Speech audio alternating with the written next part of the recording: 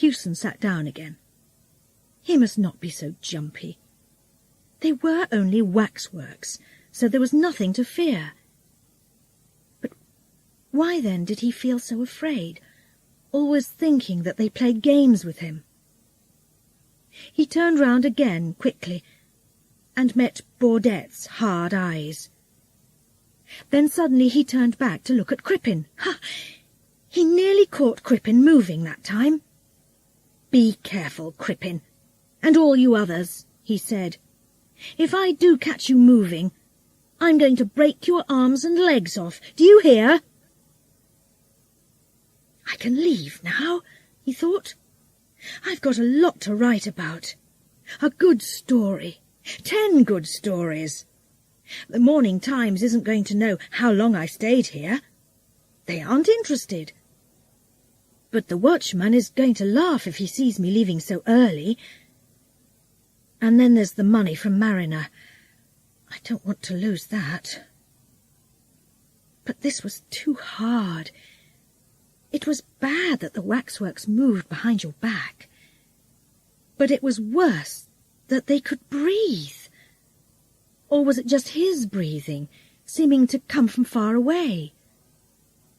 These figures seemed to be doing what children do in a lesson, talking, laughing and playing when the person giving the lesson turns his back. "There I go again," he thought. "I must think about other things. I'm Raymond Hewson. I live and breathe. These figures round me aren't living. They can't move and speak as I can. They're only made of wax.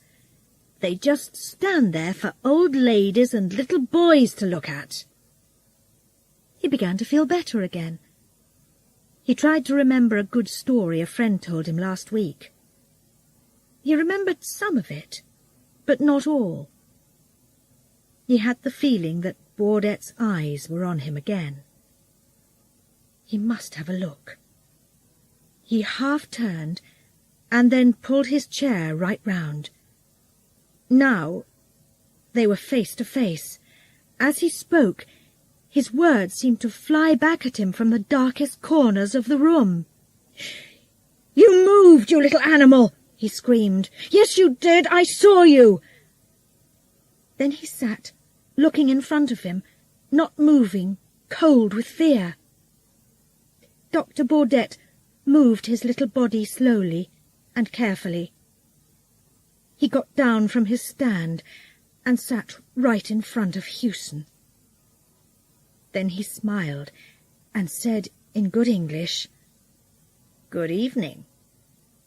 I did not know that I was going to have a friend here tonight.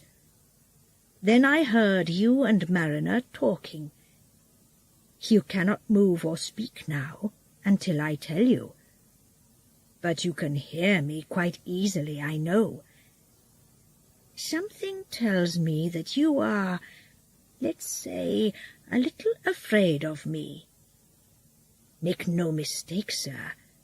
I am not one of these poor dead figures suddenly turned into a living thing. Oh, no. I am Dr. Baudette in person." He stopped and moved his legs. "I am sorry, but my arms and legs are quite tired. I don't want to take up your time with my uninteresting story. I can just say that some unusual happenings brought me to England. I was near this building this evening when I saw a policeman looking at me too closely. I thought perhaps he wanted to ask me some difficult questions, so I quickly came in here with all the other visitors. Then I had a very good idea. I told somebody that I saw smoke. Everybody ran out into the street, thinking there was a fire. I stayed here. I undressed that figure of me, put on its coat, and quickly put the figure at the back of the room, where nobody could see it. Then I took its place here on the stand. I must say that I had a very tiring evening.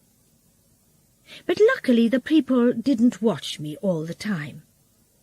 I could breathe sometimes and move my arms and legs a little. What Mariner said about me was not very nice, you know. But he was right about one thing. I am not dead. It's important that the world thinks I am. What he said about my doings is mostly right, too. Most people, you know, collect something or other. Some collect books, some collect money, others collect pictures or train tickets, and me, I collect throats. He stopped talking for a minute and looked at Hewson's throat carefully. He did not seem to think it was a very good one. "I'm happy you came tonight," he went on. "You mustn't think that I don't want you here. It was difficult for me to do any interesting collecting over the last few months, so now I'm happy to go back to my usual work. I'm sorry to see that your throat is a little thin, sir. Perhaps that is not a nice thing to say, but I like men with big throats best. Big, thick, red throats." He took something from his coat, looked at it closely, and ran it across his wet finger. Then he moved it slowly up and down over his open hand. "This is a little French razor," he said quietly. "Perhaps you know them. They do not cut very far into the throat, but they cut very cleanly, I find. In just a minute I am going to show you how well they cut.